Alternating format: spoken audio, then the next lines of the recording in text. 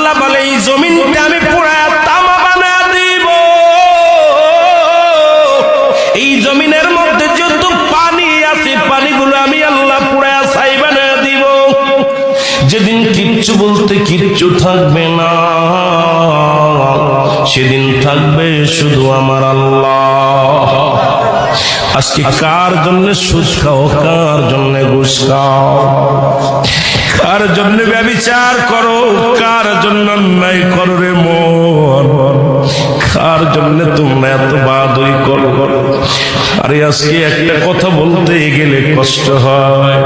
এই জমিনটা আল্লাহ পুরায়া তামা বানায়া দিবে। এই জমিনের মাটিগুলো পুড়ে হবে তামা। এই জমিনে যত পানি আছে পানিগুলো পুড়ে হবে ছাই। এই দুনিয়ার মধ্যে কিচ্ছু যেদিন থাকবে না, ওই তুরস্কের কত বাহাদুর, কত টাকাওয়ালা মিনিটের মধ্যে